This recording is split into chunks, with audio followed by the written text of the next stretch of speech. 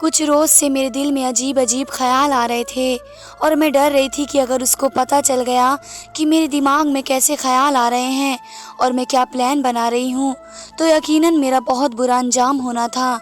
इसलिए मैं थोड़ी खौफज़दा थी, मगर आधा सच जानने के बाद मैं हाथ पर हाथ देकर तो नहीं बैठ सकती थी। आखिर किसी को तो मामले की तह तक पहुँचना ही था और मेरे लिए सच जानना और इस पर नज़र रखना इतना मुश्किल नहीं था, क्योंकि मैं उस शख्स के साथ ही रहती थी, क्योंकि मैं उस शख्स की बीवी थी। मैं अपने इरादों से बखूबी वाकिफ़ थी। अगर एक बार मेरे दिमाग में जो शक आ जाए वह आसानी से नहीं निकलता जब तक मैं उसे अच्छी तरह से जान न लेती। और ये कोई छोटी मोटी बात तो नहीं थी, बहुत बड़ी बात थी। जैसी मुझे लग रहा था वे सब वैसा ही था और अब तक बहुत ही बुरा हो चुका था।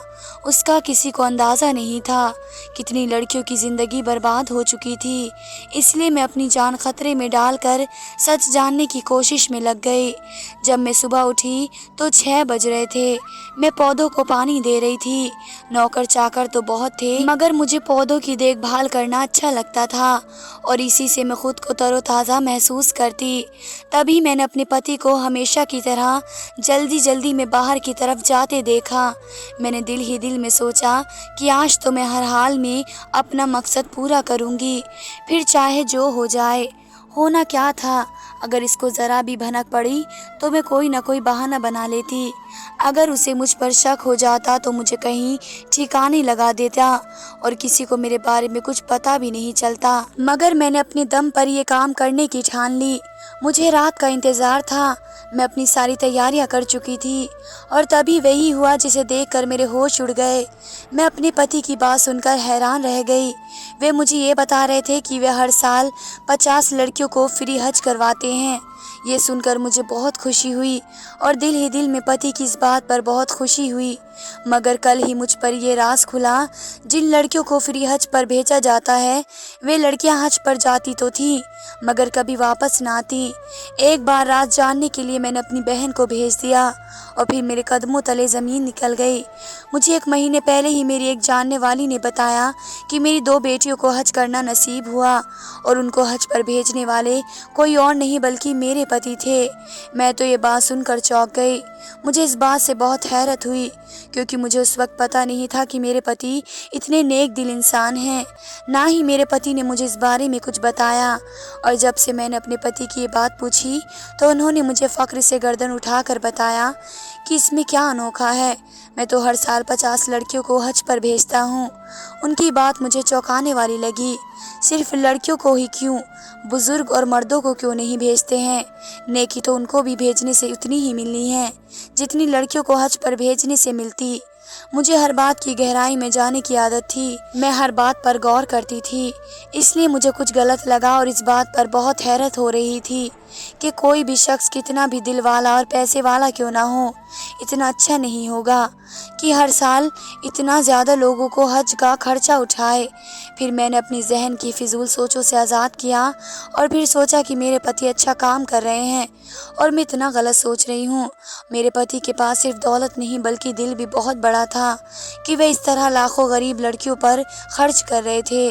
काफ़ी दिन में उस बात को सोच सोच कर खुश होती रही। मुझे अपने पति पर बहुत फ़ख्र महसूस हो रहा था, जैसा वे नहीं बल्कि मैं ये नेकी कमा रही हूँ।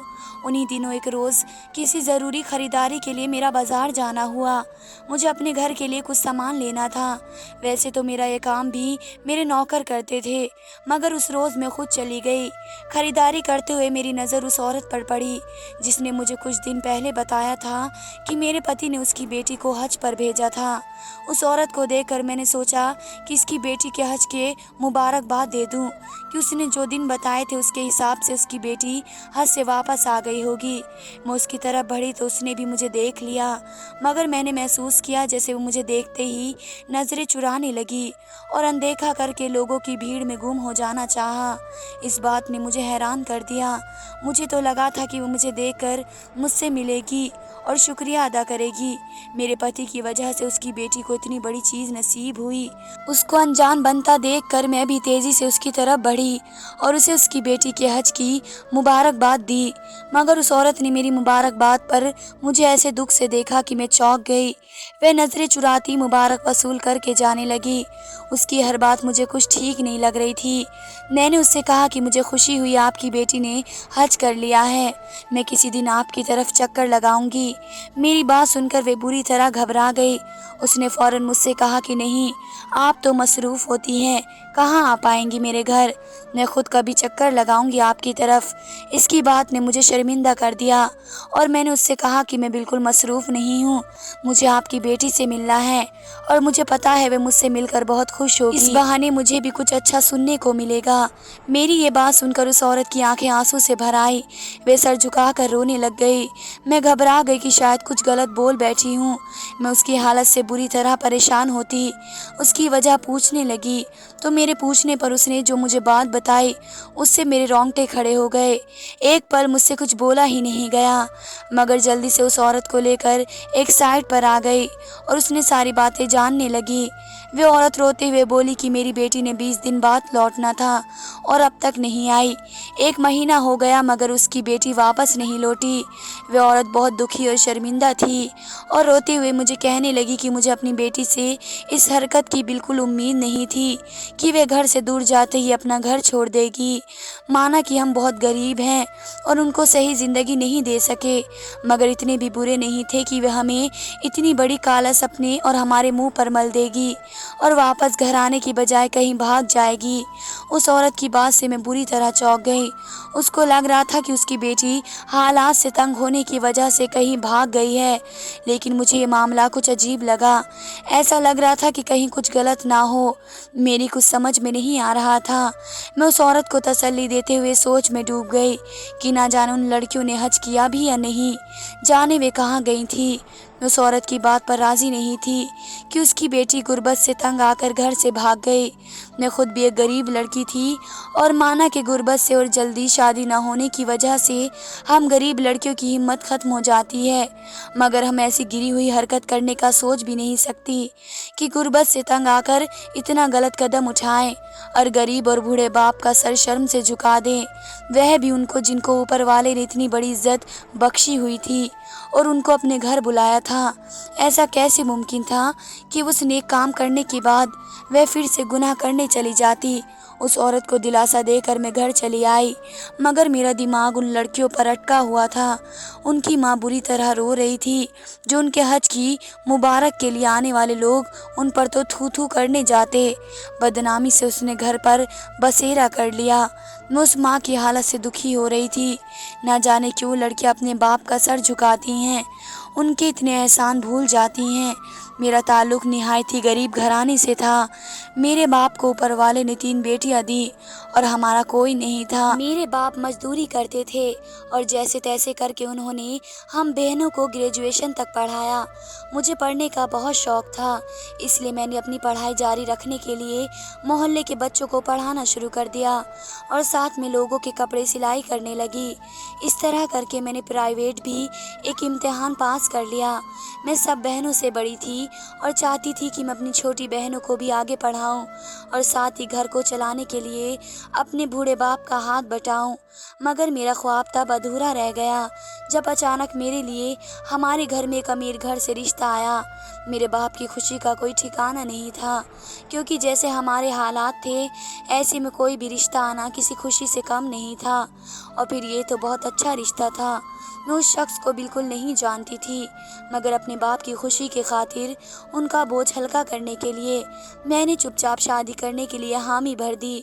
मुझे लगा जैसे मैं किसी कहानी का हिस्सा हूँ जिसमें एक गरीब लड़की के लिए निहायत ही अमीर खूबसूरत लड़के का रिश्ता आता है। कुछ दिनों से ही सादगी से रुखसत होकर एक आलीशान कोठी में आ गई, लेकिन मुझे अपने पति को देखकर झटका लगा। वे कोई जवान लड़का या मर्द नहीं बल्कि अच्छा खासा बड़ी उम्र का आदमी था, जिसे देखकर मुझे हैरत सी सी हुई। किसी कहानी का हिस्सा नहीं, बल्कि मेरी शादी एक बड़ी उम्र के बूढ़े आदमी से हुई। ये बात जानकर मैं बहुत बेचैन हुई, मगर अब शादी हो चुकी थी और मेरे पापा का बोझ भी कुछ कम हो गया। अपने सारे जज्बातों और अरमानों को भुलाकर मुझे अपने पति के साथ रहना पड़ा था।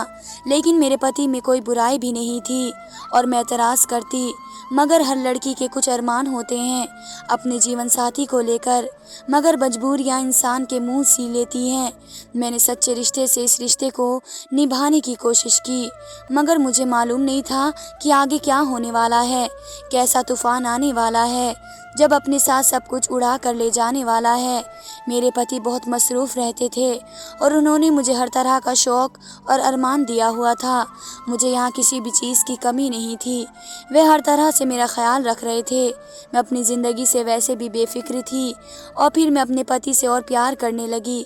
जब मुझे पता चला कि मेरे पति हर साल 50 लड़कियों को हज करवाते हैं, तो मैं अपने पति की गुलाम हो गई।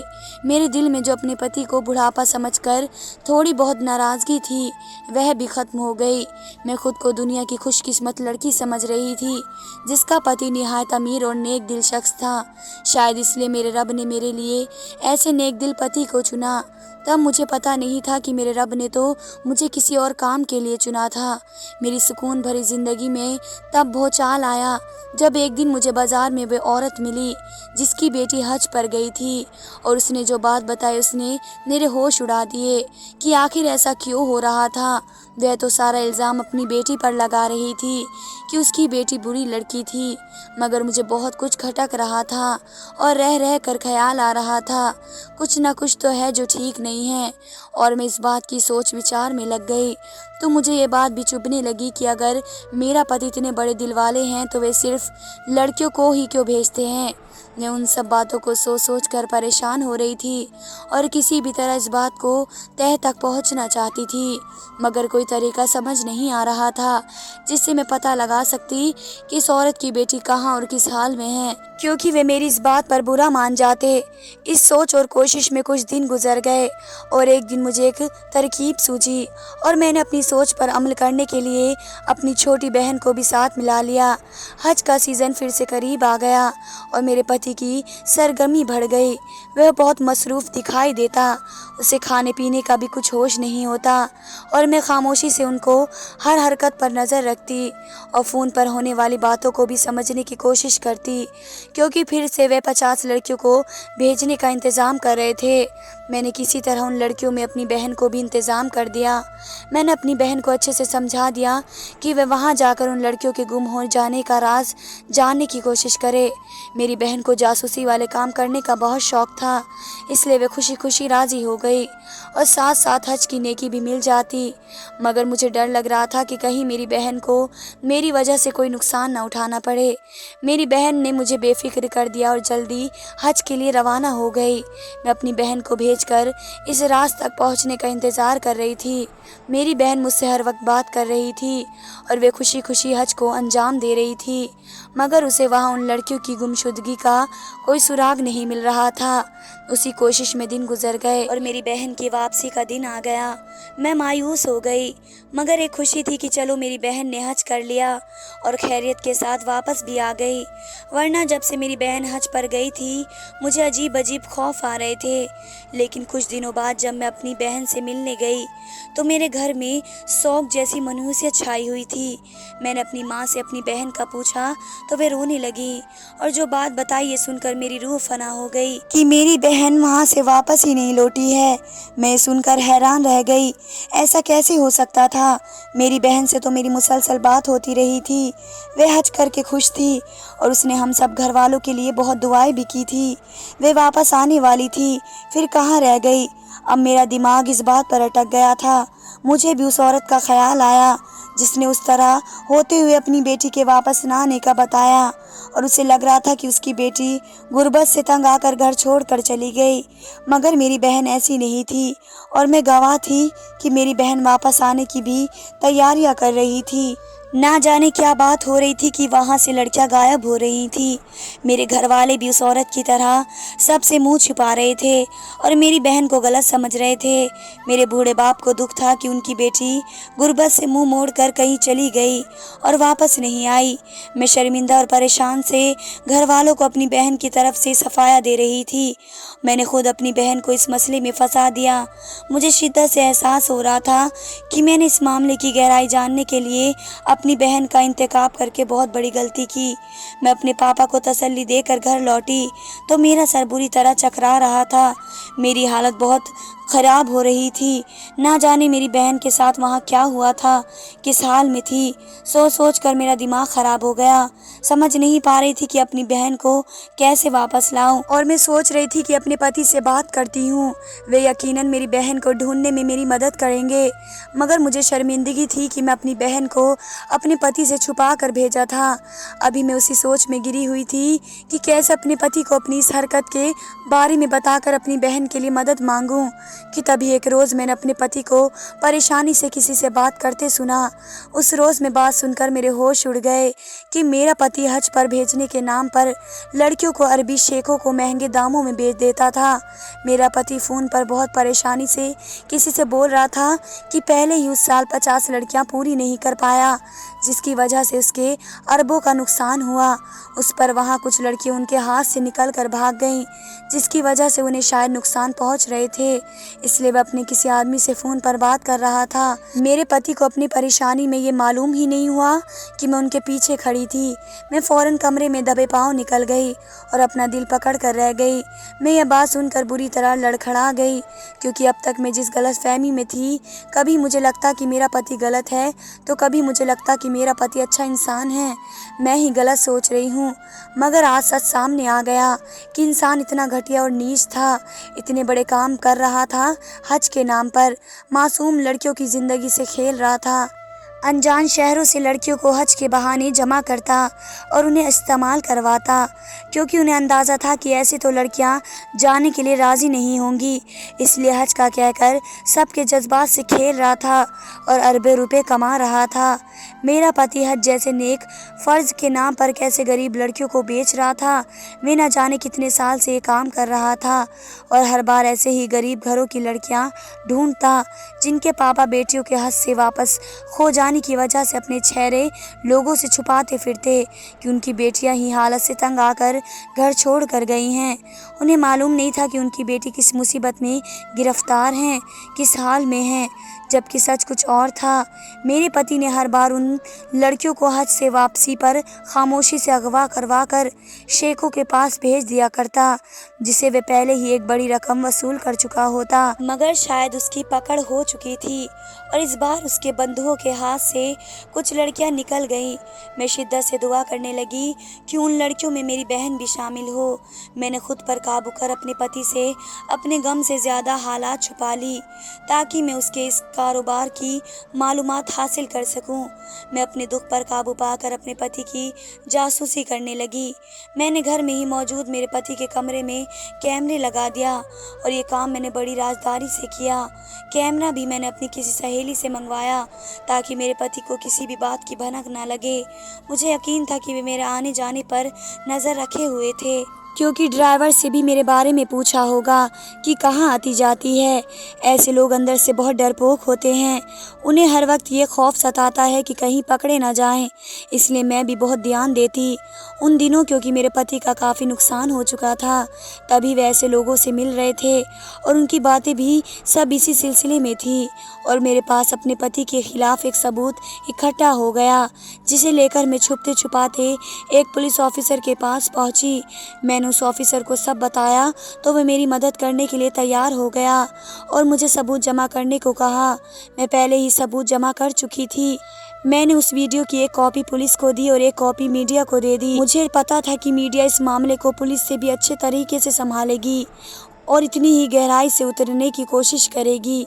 मैंने पुलिस से कहा कि किसी को ये मालूम ना हो पाए कि मैंने आपकी मदद की और सच सामने लाई, क्योंकि हो सकता है पति के साथ मिले हुए लोग मुझे नुकसान पहुंचाने की कोशिश करें। पुलिस ने मुझे बेफिक्र कर दिया और जैसा मैंने सोचा वैसा ही हुआ। मेरी वीडियो को लेकर मीडिया ने तहलका मचा दिया।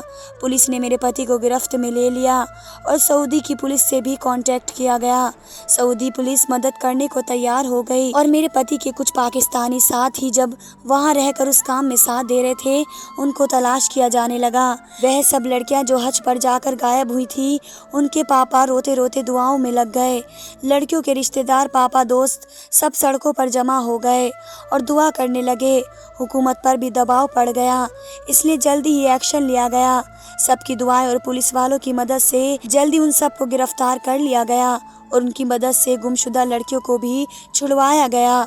मगर मेरी बहन उन लड़कियों में शामिल नहीं थी जो कैद थी।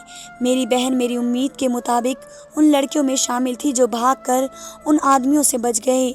सऊदी पुलिस उन लड़कियों को तलाश करने की कोशिश में लग गई और पूरे 2 महीने बाद मेरी बहन की खबर मिली और मेरी बहन खैरियत से घर लौट आई और मेरी जान में जान आई। पुलिस ने मेरे पति का सारा घर और सामान सील कर दिया, मगर एक दूसरा फ्लैट जो पति ने मेरे नाम कर रखा था और मुझे मुँह दिखाई पर दिया था, वे मुझे दे दिया। अब फ्लैट मेरा था, इसलिए मैं अपने पापा और बहनों के साथ वही फ्लैट में चली गई और अपने हक महर में मिलने वाले रकम से एक दुकान ले ली, जिसके किराए से अच्छी खासी रकम आ जाती। क्योंकि दुकान महंगी एरिया में थी तो मुझे अच्छे पैसे मिल जाते। पति को सख्त से सख्त सज़ा सुनाई गई और ना उसके गैंग का कोई बंदा उसकी मदद के लिए आगे बढ़ा और ना ही उसका इतना पैसा और उसकी इतनी जायदाद किसी के काम आई। सच कहते हैं बुराई का अंजाम हमेशा बुरा होता है। मेरे पति को फांसी हो गई। ये माल दौलत कुछ काम नहीं आता, बस जिस इंसान ने अच्छे काम और अमल किए वही उसके काम आते हैं। इसलिए दौलत कमाने की धुन में इंसान को तबाह बर्बाद कर देती है। ऊपर वाला हम सबको बुराई से बचाए। धन्यवाद दोस्तों।